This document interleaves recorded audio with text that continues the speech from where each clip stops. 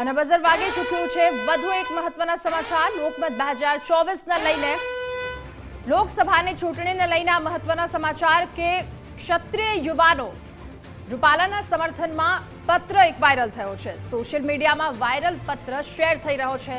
7 મુદ્દામાં લખાયેલા પત્રમાં રૂપાલાનું જોરદાર સમર્થન। પરસોત્તમ રૂપાલાનો વિરોધ કેટલો યોગ્ય છે આ મથાળા હેઠળ એક પત્ર લખવામાં આવ્યો છે। હિન્દુત્વ અને રામ રાજ્યનો ઉત્તમ સમયનો ઉલ્લેખ પણ આ પત્રમાં કરવામાં આવ્યો છે। ગુજરાત ફર્સ્ટ આ પત્રની સત્યતાની પુષ્ટિ નથી કરી રહ્યું, પરંતુ આ પત્ર હાલ વાયરલ થઈ રહ્યો છે। અને આપણી સાથે જોડાઈ ચૂક્યા છે અમારા એસોસિએટ એડિટર દીક્ષિત ઠકરાર।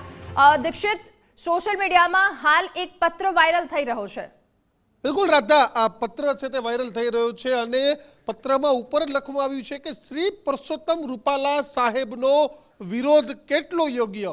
અલગ અલગ 7 મુદ્દાઓ છે તે આપવામાં આવ્યા છે અને લખવામાં આવ્યું છે કે હિન્દુ અને રામ રાજ્યનો ઉત્તમ સમય છે તે ચાલી રહ્યો છે, ત્યારથી એની ઉજવણી કરવાને બદલે આપણે જ્ઞાતિ જાતિના વિખવાદમાં પડીશું એવો સવાલ છે। સાથે જાતિગત અહંકાર ક્યારે રાષ્ટ્રપ્રેમ કરતા મોટો ન હોઈ શકે કે જ્ઞાતિ જાતિના વાડા રાષ્ટ્ર કે હિન્દુત્વથી મોટા ન હોઈ શકે, આ પણ લખવામાં આવ્યું। સાથે જ લખવામાં આવ્યું કે રાજા રજવાડાઓએ રોટી બેટીના વ્યવહારો કર્યા, આ વાત રૂપાલા સાહેબના મગજમાં આવી ક્યાંથી, આ પણ સવાલ આ પત્રમાં છે। કોઈ પણ નાનું બાળક ધોરણ 5 સુધીનો અભ્યાસ કરે એટલે એના મગજમાં જોતા અખબારના લગ્ન થઈ જાય છે।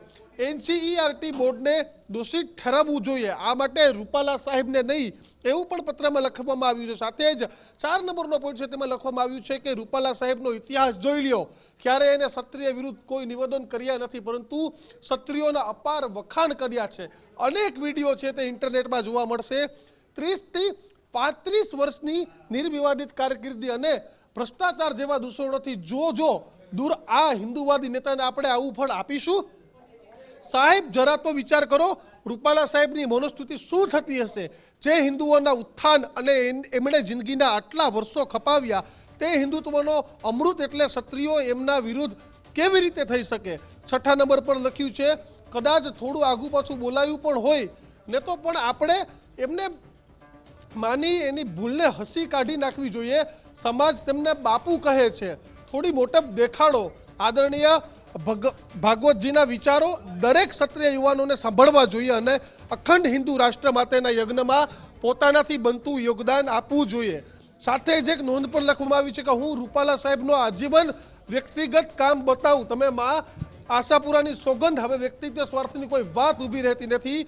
ઉપરના દરેક મુદ્દા સાચાને સાચું કહેવાની અને ક્ષત્રિય ફરજના ભાગરૂપે લખાયેલા છે અને આ પત્ર છે તે કુલદીપસિંહ જાડેજાના નામે લખવામાં આવ્યો છે। હું મારી ટીમને કહીશ કે આ નંબર પર તમે કુલદીપસિંહને ફોન પણ કરો તો કુલદીપસિંહ તેના વિચારો ખુલીને મૂકી શકે, કારણ કે આવો એક પત્ર છે તે અત્યારે સોશિયલ મીડિયામાં છે તે વાયરલ થયો છે, જેમાં પરસોત્તમ રૂપાલાનો ફોટો પણ રાખવામાં આવ્યો છે।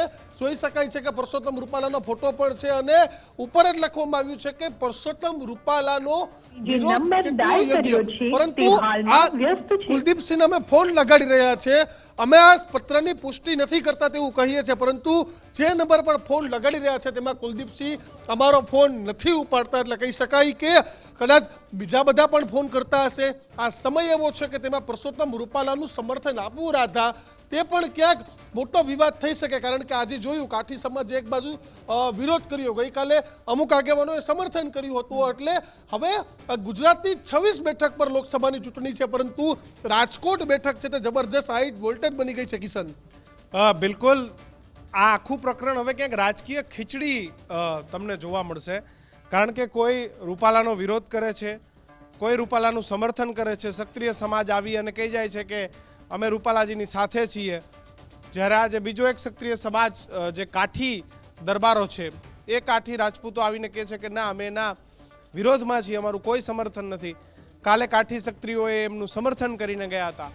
આજે એક આ લેટર વાયરલ થયો છે અને આ લેટરની અંદર પરસોત્તમ રૂપાલા માટેના અલગ અલગ પોઈન્ટ લખવામાં આવ્યા છે કે ક્યારેય ક્ષત્રિયો માટે નબળી વાત નથી કરી, હંમેશા ઉજળા ક્ષત્રિય સમાજના ગુણગાન પરસોત્તમ રૂપાલાએ ગાયા છે। એટલે હવે આખો જે વિષય છે, કાલે સંતો આવ્યા, કાઠી સમાજ એના સમર્થનમાં આવ્યું, સંતો સમર્થનમાં આવ્યા, આજે વિરોધ થઈ રહ્યો છે। અચ્છા, આવતીકાલે પાછું પરસોત્તમ રૂપાલાને લઈ અને રાજકોટની અંદર જબરજસ્ત એક સક્રિય સમાજનું તેમના વિરોધમાં સંમેલન પણ થવા જઈ રહ્યું છે. એટલે હવે જે આખી મેટર છે તેની અંદર બે ફાંટા, બે વિચાર, અલગ અલગ લોકોના અલગ અલગ પ્રકારના જે મંતવ્ય છે જોવા મળી રહ્યા છે. જી, આમ વિગતો બદલ તો જે એક પત્ર વાયરલ થઈ રહ્યો છે, અલગ અલગ 7 મુદ્દાઓ હેઠળ આ પત્ર વાયરલ થઈ રહ્યો છે. ગુજરાત ફર્સ્ટ આ પત્રની સત્યતાની પુષ્ટિ નથી કરી રહ્યું, પરંતુ પરસોત્તમ રૂપાલાનો વિરોધ કેટલો યોગ્ય, આ મથાળા હેઠળ 7 મુદ્દામાં પત્ર લખવામાં આવ્યો છે.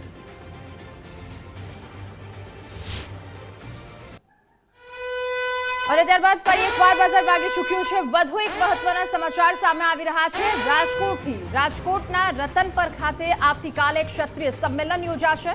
સંમેલનને લઈને સંકલન સમિતિ સભ્યો રાજકોટ પહોંચ્યા. બીજી બાજુ સંમેલનને લઈને રાજકોટ પોલીસ પણ એક્શન મોડમાં આવી ગઈ છે. આ સંમેલન બાદ સંકલન સમિતિની મહત્વની બેઠક મળશે. આગામી કાર્યક્રમ અંગે બેઠકમાં ચર્ચા પણ કરવામાં આવશે.